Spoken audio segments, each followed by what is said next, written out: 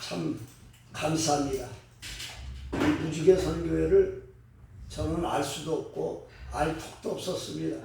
그러나 어떤 한 계기가 돼서 귀한 목사님을 통해서 이 단체를 알고 한 번, 두 번 이렇게 오다 보니 벌써 이곳에 온 지가 벌써 5, 6개월이 돼가는 것 같습니다. 하나님의 은혜는 전 세계 곳곳마다 안이 다니시는 데가 없습니다.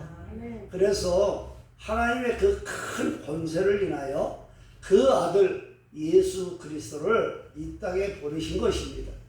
그 예수님이 이 땅에 오실 때 그냥 오신 것이 아니죠. 그는 지극히 낮은 곳에서 가장 천하게 오셨다라는 것입니다. 왜 그랬을까요? 하나님이 이 세상에 가장 무소불위한 힘을 갖고 계시죠. 그 하나님의 은혜와 사랑으로 그 아들 독생자 예수 그리스도를 이 땅에 보내실 때 나는 이다로 오셨다는 것입니다. 그 나는 이다가 무엇일까요? 나는 졸장부이다? 나는 바보이다? 나는 멍청이다? 이런 걸로 오신 것이 아니고 지극히 평범하게 낮은 곳에서 오신 이유는 우리 위에 군림하신 것이 아니라 우리를 돕기 위하여 구원의 방주로 오르시기 위하여 주님은 동참하시기 위하여 이 땅에 오셨다는 것입니다. 그 하나님의 은혜를 입은 예수 그리스도는 누구이신가? 우리는 그분을 제대로 알아야 될 때가 왔다는 것입니다. 우리는 무늬만 주님을 알고 무늬만 예수님이라고 부르는 자들이 너무나 많다는 것입니다. 참으로 많이 안타깝죠. 그러나 주님께서는 크나큰 뜻이 있으셔서 우리를 이곳에 세워주시고 보내셨다는 것입니다. 주의 종은 아무나 갈 수가 있는 길이 아니고 아무나 할 수가 있는 것이 아니고 아무나 그것이 될 수가 있는 것이 아니죠. 그래서 지극히 선택받은 자만이 주님의 종이라고 우리는 부를 수가 있는 것이고 주님의 종의 귀한 길을 갈 수가 있다는 것입니다. 하나님께서 우리를 보내실 때 반드시 그 큰 뜻과 은혜와 사랑이 같이 함께 하신다는 것을 믿으시기 바랍니다. 오늘 말씀을 준비하면서 아들의 권위가 무엇인가 하는 것을 다시 한번 생각하게 되었습니다. 하나님이 이 세상에 독생자를 보내실 때는 그 뜻이 있으시죠. 하나님이 이 세상을 이처럼 사랑하사 독생자를 주셨으니 이는 저를 믿는 자마다 멸망치 않고 영생을 얻게 하려 하시리라고 우리에게 말씀하신 것입니다. 그 하나님의 말씀은 무엇일까요? 하나님의 말씀은 나는 이다라고 오신 이유가 나는 세상의 빛이다 하고 첫 번째로 말씀하셨는 것입니다. 요한복음 1장 4절에 보시게 되면 8장 12절과 나는 세상의 빛이다 하고 얘기합니다. 그러면 세상의 빛을 누가 이야기를 하고 누가 증거를 했냐 하는 것이 중요한 것입니다. 오늘 이 요한복음을 쓴 저자는 사도 요한이죠. 그런데 또 하나의 요한이 있습니다. 이곳에 나타난 1장에 나타나는 그 요한은 세례 요한이라는 것입니다. 요한과 예수님은 6개월 차이로 먼저 태어나고 나중에 태어나셨죠. 그 6개월 된 아이가 어머니 태 속에 있을 때 마리아가 그 어머니 집에 놀러 갑니다. 요한의 어머니 집에 놀러 가는데 엘리사벳이 반드시 그를 앞시어 문을 열고 참으로 귀하게 맞아드립니다. 그래서 마리아가 깡충깡충 뛰면서 들어왔는데 그 뱃속에 있는 태아가 덩실덩실 춤을 췄다 하고 이야기를 합니다. 이것을 어떻게 우리가 풀이를 해야 할까요? 뱃속에 있는 태아가 눈에도 보이지도 않고 먹지는 부모님 태에서만 먹는 아이가 예수님을 알아봤다는 것입니다. 그래서 그는 요한복음 1장에서 나는 세상의 빛이 아니다 하고 말씀하셨던 것입니다. 그럼 무엇 때문에? 나는 그분을 증거하기 위해서 이 자리에 섰노라 하는 것입니다. 그만큼 예수님의 권위는 특출나신 것이죠. 그분의 말씀을 우리는 진정으로 보고 듣고 먹을 때 우리는 영의 눈을 떠야 되고 영의 귀를 밝게 해야 되는 것입니다. 주님의 말씀은 아무나 듣는 것이 아니고 아무나 보는 것이 아니라고 주님은 분명히 말씀을 하십니다. 그 이유는 무엇일까요? 하나님의 보내신 자, 그 아들을 믿는 자에게는 하나님 아버지라 부르는 권세를 주셨으니 하고 말씀하시는 것입니다. 권세를 누가 받습니까? 주의 종들이 받는 것입니다. 그래서 흔히 주의 종들은 진정으로 주권이 없다 그럽니다. 왜 주권이 없을까요? 주의 종들은 항종권이 없습니다. 둘째는 무엇이 없습니까? 발언권이 없습니다. 셋째는 무엇이 있을까요? 진정으로 재산권이 없는 것입니다. 넷째로는 소유권이 없는 것입니다. 다섯째로는 자유가 없는 것입니다. 여섯째는 무엇이 있을까요? 영광이 없다라는 것입니다. 왜? 하나님의 영광을 우리가 입술을 통해서 증거해야 되기 때문에 우리는 그 말씀을 청종을 해야 되는 것입니다. 말씀을 보고 듣고 먹을 때 수박 겉핥기로다가 그냥 먹으면 마음에 쌓이는 것이 없다는 것이죠. 수박을 하나 샀습니다. 왜 샀을까요? 먹으려고 샀겠죠. 그러나 수박을 아무리 겉을 혓바닥으로 핥으면 맛을 모른다는 것입니다. 반드시 칼로 딱 쪼개서 그것을 갖다가 싹싹싹싹 해가지고 안에 것을 입으로 씹어 먹을 때 비로소 그 맛을 알듯이 주님의 말씀을 겉으로 보고 겉으로 내보내면 우리 마음속에 남는 게 없다는 것입니다. 그러면 어떻게 먹어야 될까요? 그 말씀을 되씹고 곱씹어서 말씀을 보고 먹고 보고 먹고 하면서 내 마음에 사게 된다는 것입니다. 그럴 때 주님은 이 땅에 빛으로 오신 주님이 빛을 발하신다는 것입니다. 일어나 빛을 발하라, 광명의 빛이 온다고 분명히 말씀하십니다. 그 말씀의 뜻은 주님은 우리에게 결코 추함 없이 오셨다는 것을 믿게 하기 위하여 그러셨던 것입니다. 두 번째는 무엇이라고 하셨을까요? 나는 길이요 진리요 생명이라고 말씀하셨습니다. 요한복음 14장 6절에 보면 나는 길이요 진리요 생명인데 내가 왜 길이요 진리요 생명일까? 하나님의 말씀을 보고 듣고 믿는 그 자는 복이 있다고 말씀하신 것입니다. 그래서 우리는 주님을 믿고자 하면 따르는 것입니다. 하나님의 말씀을 우리는 보고 듣고 먹을 때 그 하나님께서 우리에게 용기를 주시고 지혜를 주시고 능력을 주시는 것입니다. 38년 된 병자가 있었습니다. 그 병자는 베다스다라는 못에 있었습니다. 그는 제일 먼저 물에 들어가고 싶지만 들어갈 수가 없었습니다. 왜 그럴까요? 몸이 굳어서 움직이지를 못하기 때문에 누가 그를 집어던져서 풍경 빠뜨리면 제일 먼저 들어간 사람이 병이 낫는다고 그 천사가 왔다 갔으면 그들이 뛰어든다라는 것입니다. 나는 낫고 싶어요. 진정으로 나는 제대로 살고 싶어요. 건강하게 살고 싶어요 하는 말이 그의 마음에서 우러난다라는 것이죠. 그럼에도 누구 하나 그의 부르짖음을 듣는 사람이 없었습니다. 길 가다가 주님이 그를 쳐다보시고 네가 낫고자 원하느냐 하고 물어보시는 것입니다. 그러자 이 병자가 예수님이 누구신지 모르고 저는 낫고 싶은데 이 물로 들어갈 수가 없습니다. 주여 나를 도와주시옵소서 할 때 일어나 걸어라 말씀 한마디에 38년 된 병자가 벌떡 일어났습니다. 일어나서 무엇 했을까요? 감사합니다고 절을 해야 되는데 두들두들 두루마리 말듯이 말아가지고 옆에 끼고 가는 것입니다. 누가 고쳐줬는지도 모르는 것이죠. 그런데 며칠 후에 성전에 들어갔을 때 주님이 물어보십니다. 네가 건강해졌느냐 할 때 비로소 그는 주님이신 줄 알았다는 것이죠. 그때 그는 무릎을 꿇었던 것입니다. 우리는 그래서 주님의 말씀은 길이요 진리요 생명인 것을 우리에게 주신 분은 바로 주 예수 그리스도밖에 아니 계시다는 것이죠. 세 번째는 무엇일까요? 나는 부활이고 생명이다 하고 말씀하셨습니다. 요한복음 11장 25절을 보니까 나를 믿는 자는 영원히 죽지 않겠고 너희가 새로운 생명을 얻는다고 말씀하십니다. 그 말씀의 뜻을 우리가 곰곰이 씹어볼 때 주님의 말씀을 우리가 한시도 토시 하나도 놓치면 정말 절단나는 것입니다. 여기 계신 분들은 목이 터지고 진정으로 목소리가 안 나올 때까지 기도하시고 찬양하시고 예배하시는 분이신 줄 저는 알고 있습니다. 그래서 주님은 말씀하십니다. 선한 일을 행한 자는 생명의 부활로 간다고 말씀하시는 것입니다. 아멘. 그러면 악한 일을 한 자는 어떻게 할까요? 심판의 부활로 떨어진다는 것입니다. 그러면 선한 일을 행한 자는 무엇일까요? 남에게 기부나 잘하고 착한 일을 잘한다고 해서 선한 일이 아니죠. 하나님 아버지를 내 아버지로 섬기고 믿는 자, 하나님을 믿고 따르는 자가 선한 일을 한다는 것이죠.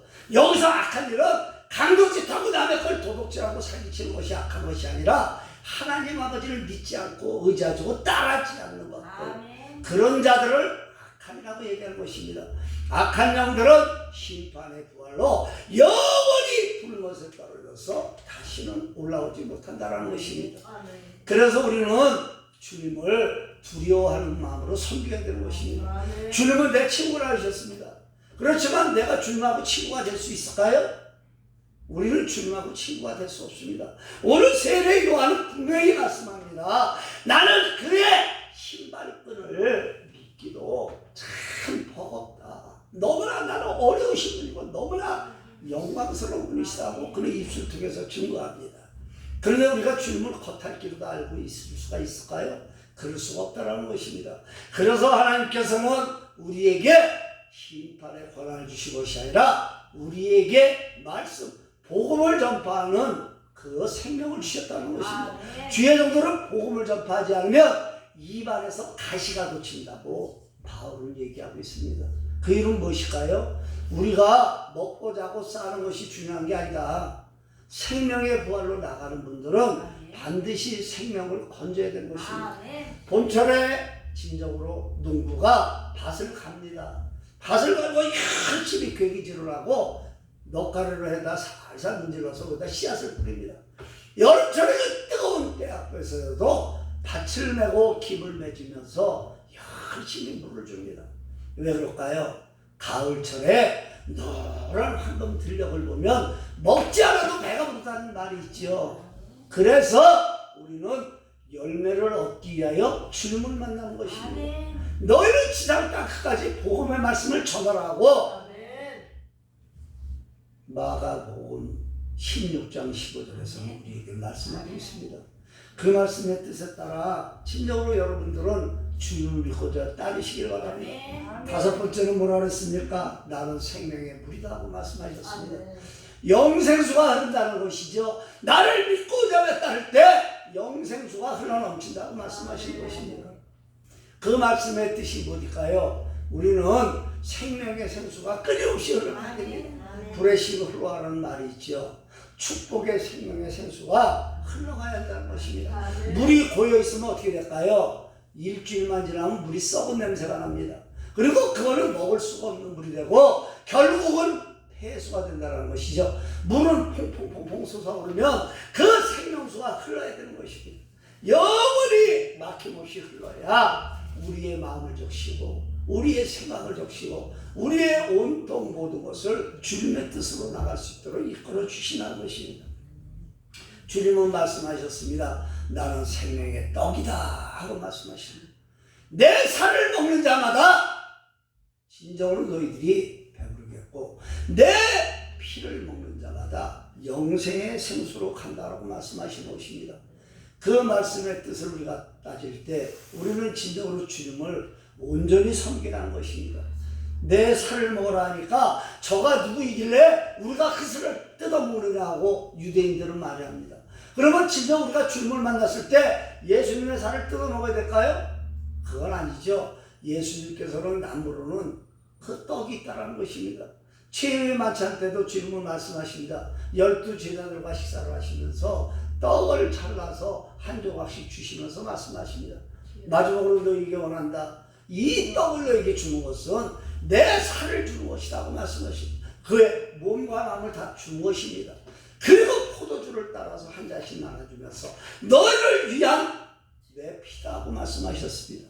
그래서 우리는 그 말씀에 힘입어서 우리는 생명의 떡을 먹고 생명의 생명수, 영생수를 먹을 때 우리는 거듭나는 것입니다.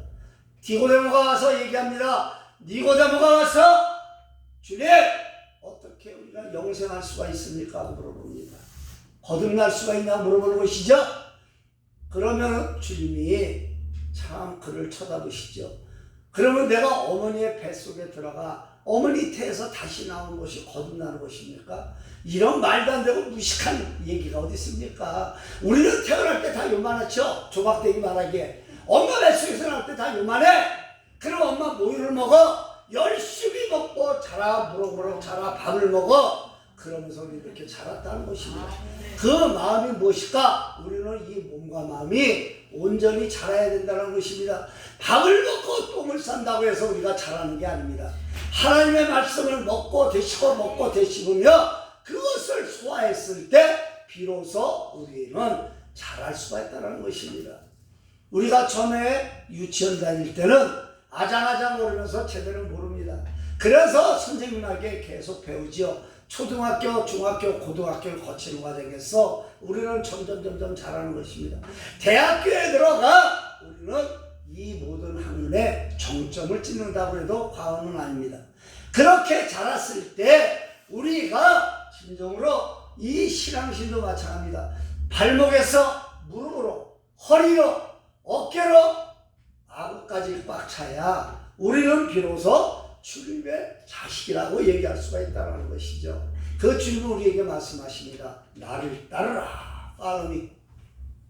그 주님이 우리를 따르라 하십니다. 그럼 우리 주님을 값없이 돈 없이 가서 주님 말씀을 사서 그 말씀으로 전파하며 우리는 그 길을 가야 되는 것입니다. 그럼에도 우리는 타락의 온상의 그늘에서 끊임없이 유혹을 받는다는 것이죠. 그 유혹을 뿌릴 수 있는 힘은 무엇일까요? 무엇이라고 생각하십니까? 그것은 다른 거 없습니다. 우리는 주님 앞에 죽으면 죽으리라 하는 심정, 우리 기도하는 것입니다.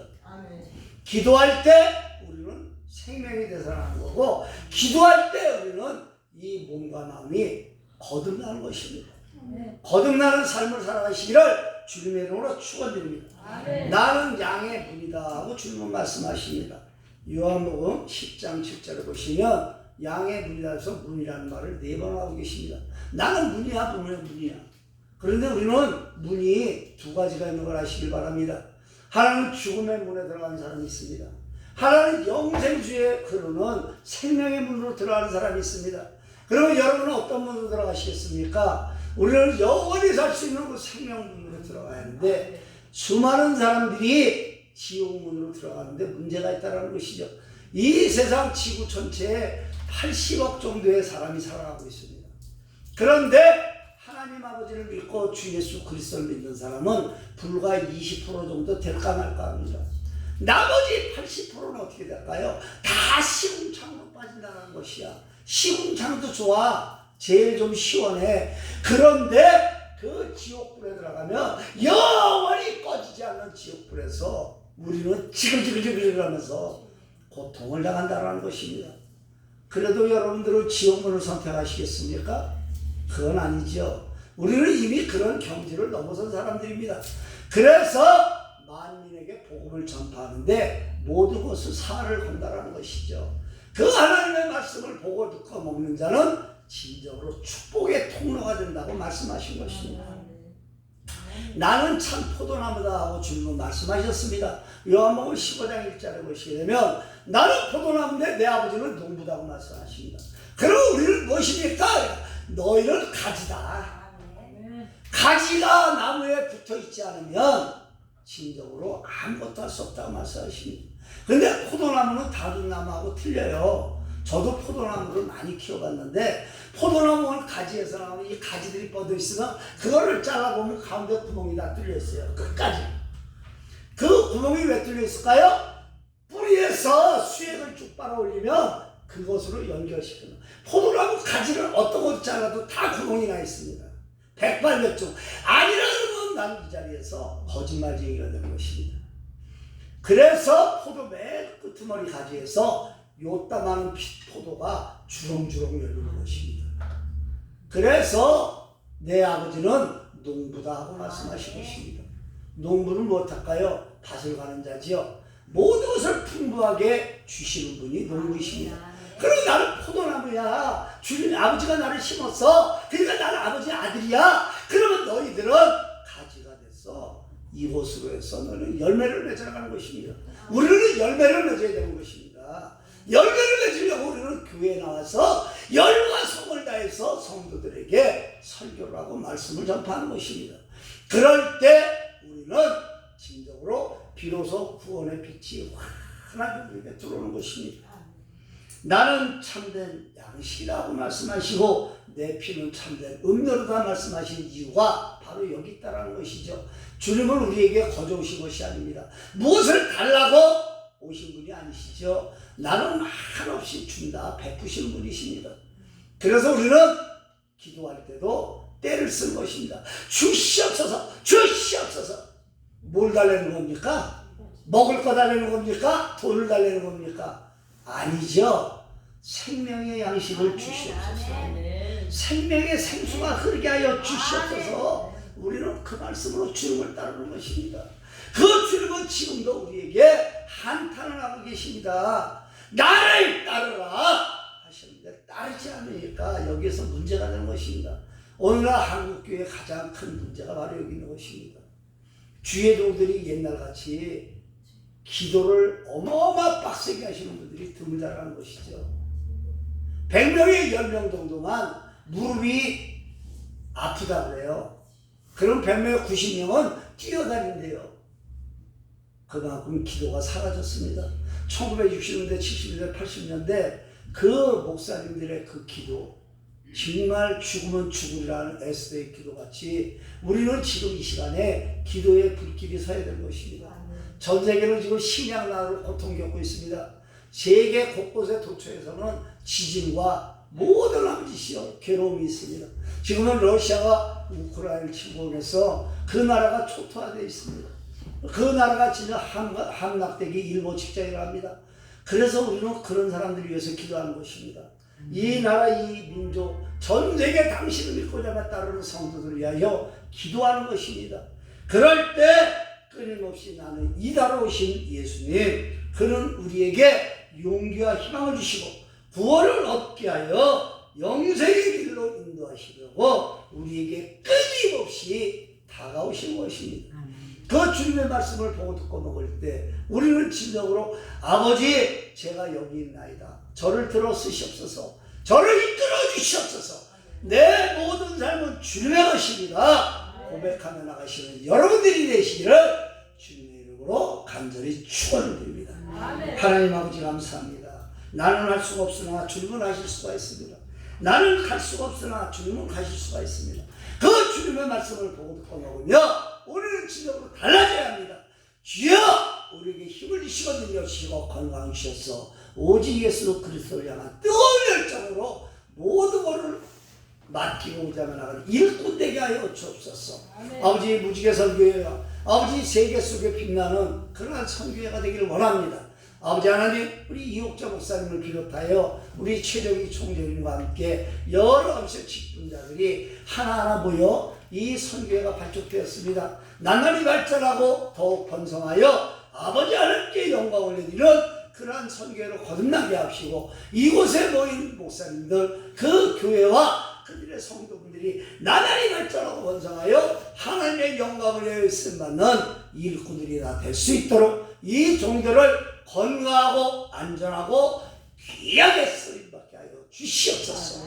만복의 어르신으로 주님 예수 그리스도의 이름으로 축복하며 간절히 기도 올렸사옵나이다. 아멘.